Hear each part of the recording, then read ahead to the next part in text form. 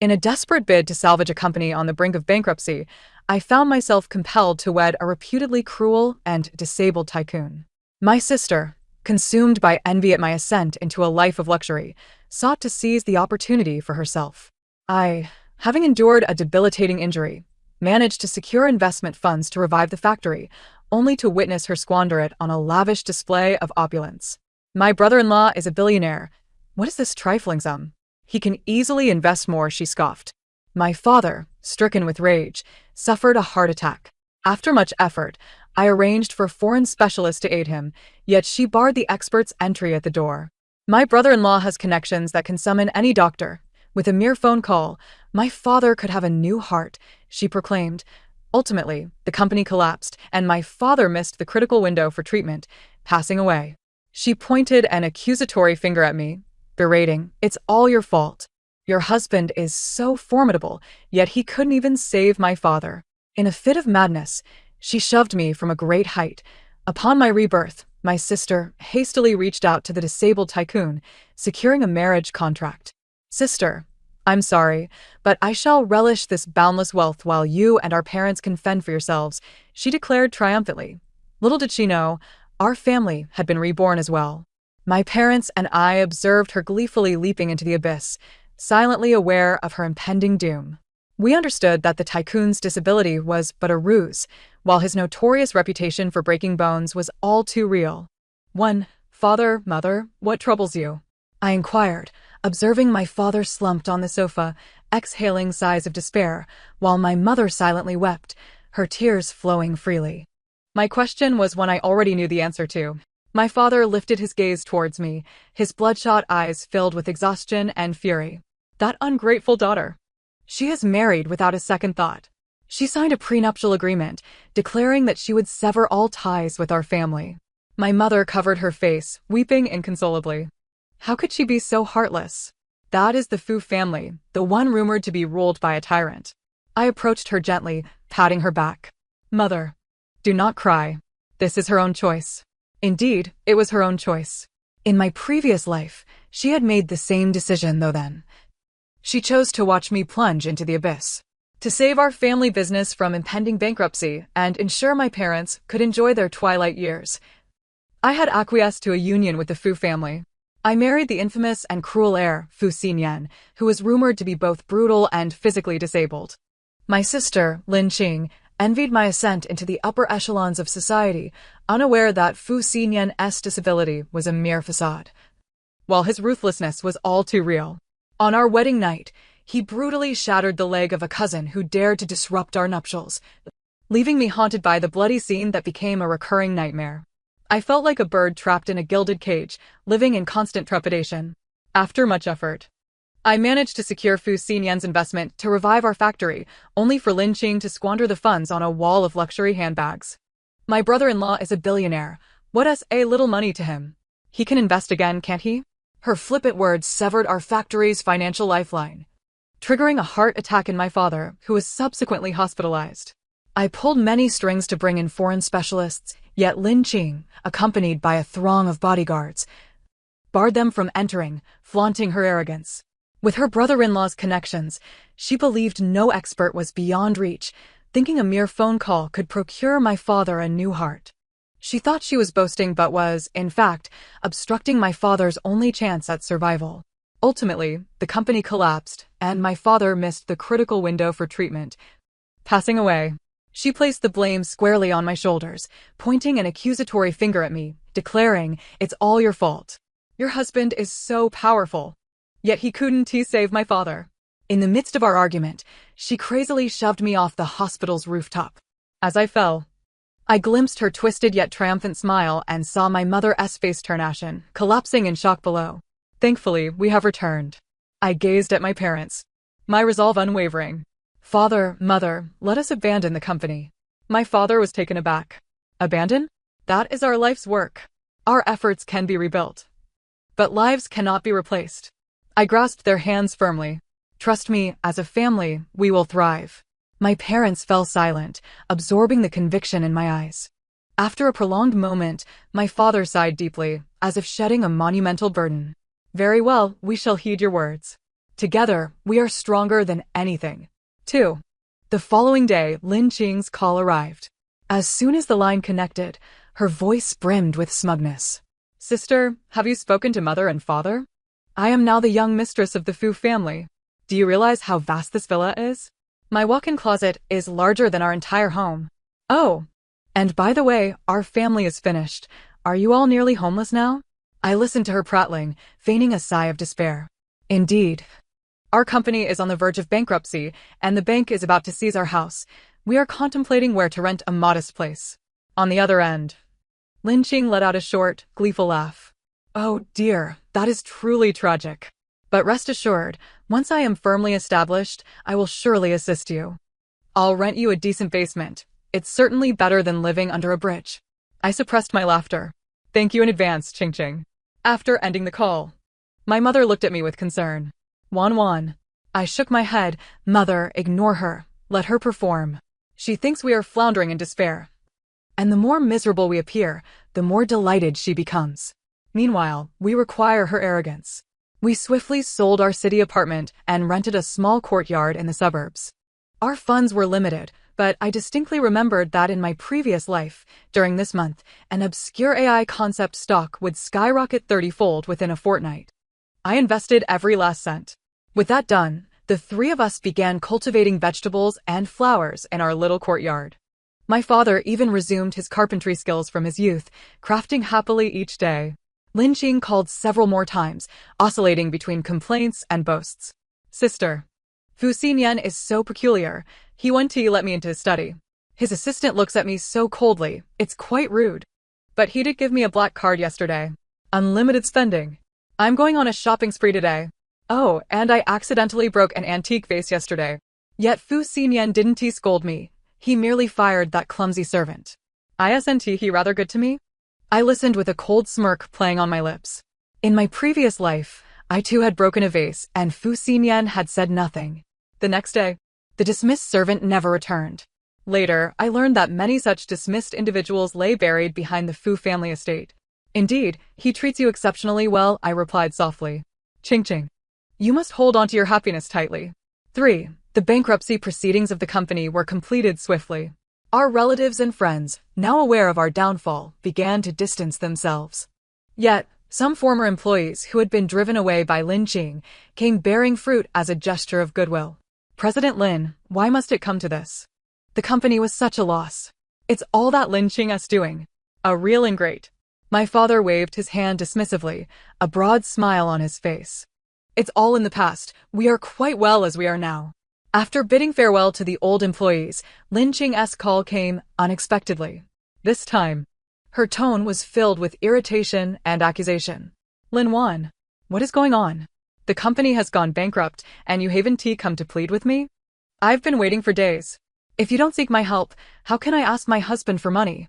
If you don't look miserable enough, how can I show him my worth? I was left speechless. What kind of logic was this? She wasn't seeking to assist us, rather. She wished to exploit our plight to showcase her value to Fu Xinyan. I sighed, adopting a sorrowful tone. Qing, how could we possibly burden you? You are now the young mistress of the Fu family. We cannot bring you shame. We've sold the house and are currently renting a small place in the suburbs. It's rather nice. Silence fell on the other end of the line, followed by Lin Qing's frantic shriek. Renting? Have you lost your minds? You've tarnished my reputation. What will others think of me? That Lin Qing became a wealthy wife while her family faced bankruptcy, living in a rental? Absolutely not. The next day, a bank card arrived at our small courtyard, accompanied by a note penned in Lin Qing's flamboyant handwriting. 500,000. Use it as you wish. And don't embarrass me any further. I looked at the card and smiled. My mother hesitated. But this money. Take it, why not? Without a moment's doubt, I withdrew the funds and reinvested them entirely into that stock. This was her debt to us. Meanwhile, far away at the Fu family estate, Lin Qing was on the verge of madness. Fu Xinyan was like a shadow, utterly elusive to her.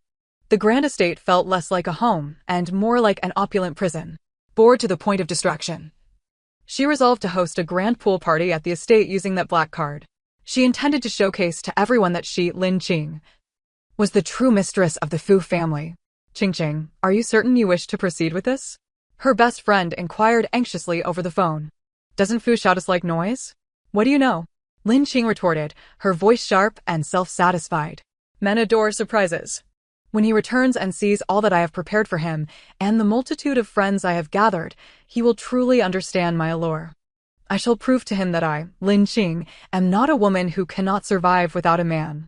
She hung up the phone, gazing at the scene by the pool, where laughter and clinking glasses mingled in delight, a satisfied smile gracing her lips.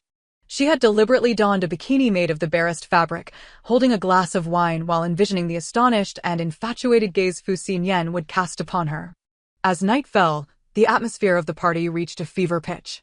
Suddenly, with a loud pop, all the lights around the pool extinguished. Gasps erupted from the crowd. The only illumination came from the glass door at the end of the pool, which slowly swung open. A tall, imposing figure stood there, silhouetted against the moonlight. He was not in a wheelchair. He stood there, like a monarch of the night, exuding an overwhelming aura of intimidation. It was Fu Xinyan. The raucous party fell into an immediate hush, everyone petrified into silence by the frigid and ferocious energy radiating from him. Lin Qing was also stunned, her wine glass clattering to the ground. Xinyan? Your leg. Fu Xinyan ignored her, his dark gaze sweeping across the chaotic pool area before finally landing on a rotund, blonde acquaintance of Lin Qing's, who was merrily embracing a bikini-clad beauty. Enough. Fu Xinyan's thin lips parted to utter a single word. His bodyguard, clad in black, immediately advanced, seizing the 500-pound man as if he were a lifeless dog. Fu Xiao, have mercy! Came the piercing shriek that shattered the night, accompanied by the sickening sound of bones breaking, sharp and horrifying. The men and women by the pool, terrified, scattered in frantic flight. Lin Qing collapsed to the ground, her complexion as pale as a ghost. Fu Xinyan approached her, each step deliberate, like a devil advancing. He regarded her coldly. Did you think I married you for any reason? Lin Qing trembled, unable to utter a single word. Fu Xinyan slowly crouched down, gripping her chin to force her to meet his gaze. My mother is gravely ill and wishes to see me married before she departs. And you, among all my options, are the most convenient, the most foolish, and the easiest to dispose of. The cruel and icy curve of his lips spoke volumes. Lin Qing, you were never my choice. You were merely a tool to placate my mother, one that I can discard when I am finished. Lin Qing was confined in a room on the second floor of that opulent villa. The windows were nailed shut, and her phone and computer had been confiscated. She had become a veritable prisoner. Meanwhile, my family was experiencing a renaissance. AI concept stock soared, and I astutely sold at a peak, transforming an initial capital of 500,000 into 15 million. With this fortune, I registered a new dining enterprise. In my previous life, I had honed my culinary skills to please Fu Xinyan, particularly excelling in various health-focused medicinal dishes. I foresaw that in a few years, high-end private chefs and health-conscious dining would become the new trend. Now, I aim to seize this market ahead of time. My father's old associates, hearing of my entrepreneurial endeavor, approached me with their savings. Lin Zong, we trust you. No. You should now address me as Lin Dong. Let us join you in this venture. Seeing their earnest faces, I nodded emphatically. Very well. Together. We shall reclaim what we have lost. On the day of the company's opening, we refrained from extravagant celebrations, opting instead for a simple meal. During the gathering, I received an unexpected phone call. It was Zhou Mu, the heir of Zhou Corporation, Fu Xinyan's arch-rival. Miss Lin, I have long admired your reputation. I hear you have started a dining company? I have a private banquet next week and would like to invite your team to manage it. Would you be willing to grace us with your presence? I paused, quickly realizing the implications. In my previous life, Zhou Mu had sought to recruit me but was thwarted by Fu Xinyan's ruthless tactics. Now, in this life, I was no longer Mrs. Fu, naturally. He sought my collaboration. Mr. Zhou, you are too kind, it would be my honor. The banquet turned out to be a resounding success. Our exquisite dishes and innovative concepts, particularly the remarkably effective medicinal cuisine, garnered rave reviews from all the guests. Zhou Mu instantly signed a long-term collaboration agreement with us. Our company skyrocketed to fame. Life began to stabilize. My father no longer worried about the company, his spirits lifted, and even his long-standing heart condition improved markedly. My mother, now experimenting with new recipes, wore a more frequent smile. In our small courtyard, flowers bloomed, and the aroma of delicious food wafted through the air, forming a stark and ironic contrast to the frigid prison that was Lin Qing's existence. Lin Qing was on the verge of madness. Daily, she screamed at the nailed windows, smashed objects, and even attempted to starve herself. Yet, all in vain. The servants ignored her, and Fu Xinyan had not shown his face again. Eventually, she bribed a newly hired maid, who, under the cover of night, secretly called me. As soon as the line connected, I was met with her stifled and desperate sobs. "Sis, save me. You must come rescue me. Fu Xinyan is a devil. He isn't human. He broke my leg. No, he broke someone else's leg." Her voice was frantic, filled with terror. "He has locked me up. I want to get out. I can't stay here." I clutched the phone, stepping into the courtyard, my tone imbued with the perfect blend of shock and concern. "Ching Ching? What is the matter? What nonsense are you spouting? How could Fu Xiao be a devil? Isn't he treating you well? He even gave you that black card to use freely. Surely you must be dreaming." My words extinguished any flicker of hope in her. She fell silent, then emitted a piercing wail. "No, it's not like that. You have all been deceived. He is a madman. Sis, you are my real sister. You cannot abandon me. I beg you. Tell Mom and Dad to come to Fu's house and demand my release. If you create a scene, he will definitely let me go for the sake of his pride." She still held on to her naive calculations. I sighed softly, my voice heavy with difficulty and helplessness. "Ching Ching, you are now Mrs. Fu. How could we possibly create a scene at Fu's house? That would only make us a laughingstock. Besides, our family is bankrupt now. We are insignificant. Fu's family would not take us seriously." I paused deliberately. It would be best for you to appease Fu Xiao, after all. Married couples should not harbor lingering grudges. With that, I hung up the phone. Listening to the busy signal on the other end, Lin Qing completely unraveled. She furiously smashed her phone against the wall, howling like a beast. "Lin Wan, you wretched woman. You wish to see me dead. I will not grant you that satisfaction." I never anticipated that Fu Xinyan would personally come to my door. That afternoon, a black Rolls-Royce Phantom silently parked outside our courtyard. The door swung open, and Fu Xinyan emerged. Clad in a perfectly tailored black suit, he stood tall, exuding a powerful presence. The moment he appeared, the air in the courtyard seemed to freeze. My mother, tending to the flowers, and my father, working on carpentry, halted their actions, watching him with bated breath. I set down the ledger in my hand and stepped outside. "Mr. Fu, what a rare visit." I genuinely felt no fear, after all, in this life. I was not his wife. Fu Xinyan's gaze fell upon me, his deep, inscrutable black eyes filled with unmistakable scrutiny. In the previous life, each encounter with him left me as nervous as a mouse in the presence of a cat, my words tumbling out in disarray. "Miss Lin," he began, his voice deep and magnetic, "my wife has called you." He framed it as a statement rather than a question. I nodded slightly. She did. However, she seemed somewhat unwell. Speaking nonsense.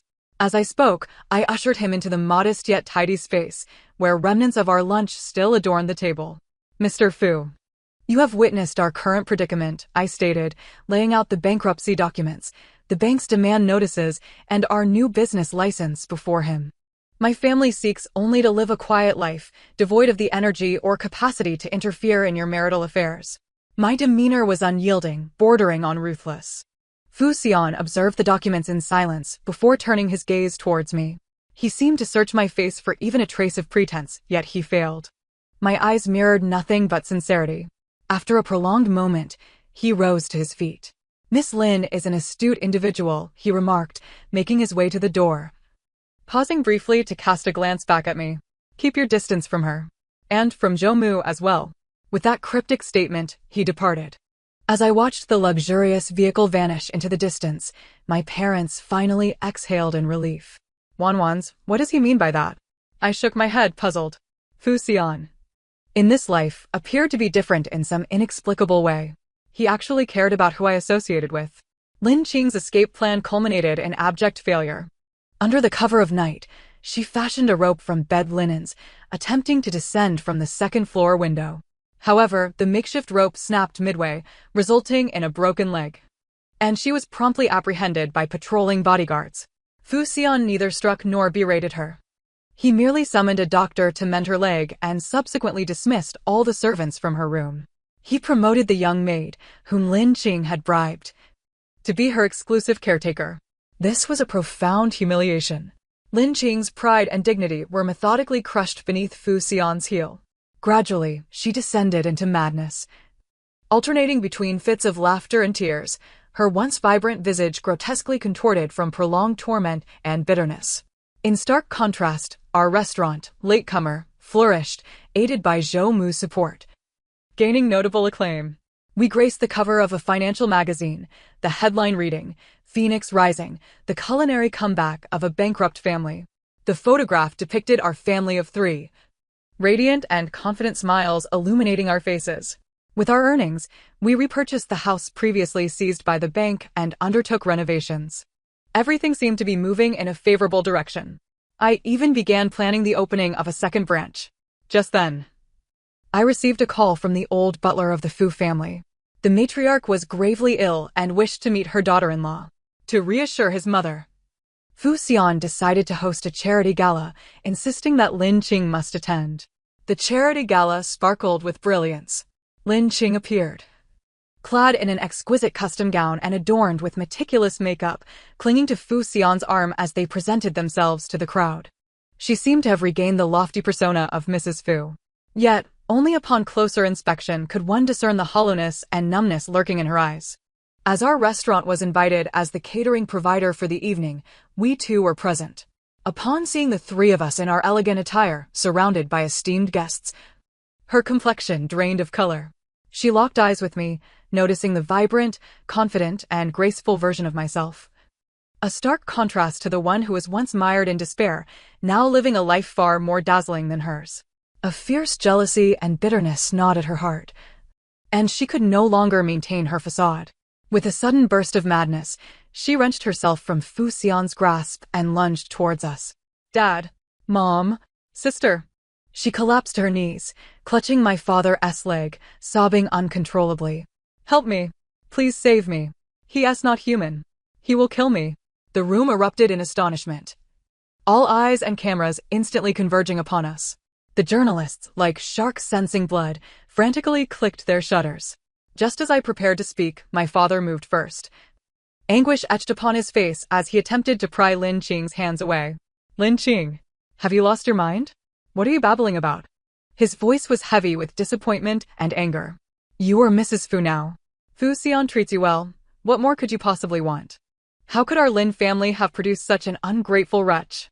You have no shame, and we still have our dignity." My mother stepped forward, clutching her chest, appearing as if she might faint from indignation. "What a sin we have committed! What transgressions have we brought upon ourselves?" Our family seamlessly played the role of the victim, heartbroken by a wayward daughter's erratic behavior. Whispers rippled through the crowd. What has happened to the second daughter of the Lin family? Has Fu Xian not treated her well enough? Why throw away the life of a noble wife to act out like this? Sympathy began to shift towards Fu Xian and our innocent family, while Lin Qing morphed into the unreasonable, ungrateful madwoman. She stared at us, seemingly unable to fathom our public denunciation. Fu Xian approached, his expression dark enough to draw water. He yanked Lin Qing off the ground. "My apologies, everyone. Family matters," he stated coldly. "My wife has not been quite herself lately." With that, he dragged Lin Qing away from the gala, leaving no room for further discussion.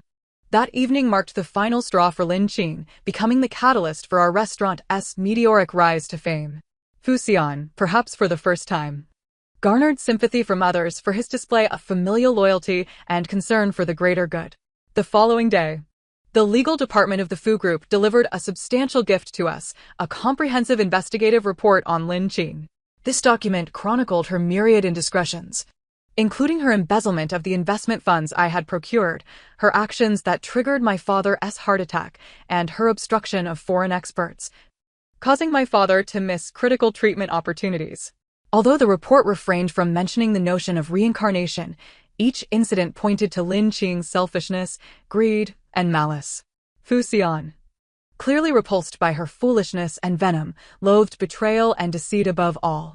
He took the report to Lin Qing, and no one knew what transpired within the confines of that room. However, that night, anguished cries and pleas for mercy echoed from her quarters. Subsequently, a divorce agreement and a hefty bill were presented to Lin Qing. The divorce stipulated her exit with nothing, while the bill demanded exorbitant compensation for defaming the Fu Group's reputation. Lin Qing was not only stripped of her facade, but also burdened with insurmountable debt, becoming the laughingstock of the city. She was expelled from the Fu family estate, akin to a stray dog. Without money or friends, those who once fawned over her now avoided her like the plague. Creditors pursued her relentlessly. In desperation, she found her way to our doorstep. That evening, we were dining in the yard. She burst into the room and collapsed to the floor with a thud.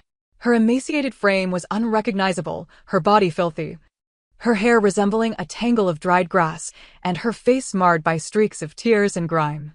"Father, mother, sister, I was wrong," she pleaded, bowing her head, causing her forehead to swell rapidly with bruises. "I truly realize my mistakes. Please forgive me. I am also your daughter, your sister." Desperation laced her voice. "I implore you. Save me. The creditors outside will kill me." Her cries were heart-wrenching, invoking profound pity. My father set down his chopsticks, his expression devoid of emotion. I continued to eat, perceiving her merely as an inconsequential stranger. My mother rose to her feet and slowly approached Lin Qing, crouching before her. A flicker of hope ignited in Lin Qing's eyes, as she presumed her mother's heart had softened. However, my mother merely gazed at her in silence, devoid of hatred or anger. Only an icy indifference that cut deeper than any blade. "My daughter," my mother began, her voice void of maternal affection, "died over a year ago when you pushed your own sister from the rooftop." She stood upright, each word articulated with crystalline clarity. "I do not know who you are." With that, she turned and retreated to her room, shutting the door behind her. I too rose, finishing the last morsel of rice in my bowl. "Security," I called out towards the entrance. "Please escort this young lady out and ensure that no unwelcome individuals set foot in our home henceforth." Lin Qing gazed at us in despair. Outside, her frantic screams and curses echoed. None of us turned back. Postscript. At the celebratory banquet, Zhou approached me with a glass in hand, smiling as he remarked, "Lon Lon, I heard Lin Qing has gone mad. Just days ago, she was found beneath the overpass, scavenging for food alongside stray dogs, incessantly muttering, 'I am Mrs. Fu.'" I swirled the red wine in my glass, remaining silent. "Do you feel pity for her?" Zhou inquired cautiously. I lifted my gaze toward my parents, who were laughing and conversing with friends not far away. Their smiles radiated the warmth I had yearned for throughout 2 lifetimes. I smiled. "Zhou, look at the moonlight tonight. It is exquisite." "Pity?" The moment she pushed me from the heights and I witnessed my parents crumble to the ground, that word ceased to exist between us. Her fate was of her own making, while our happiness was rightfully ours.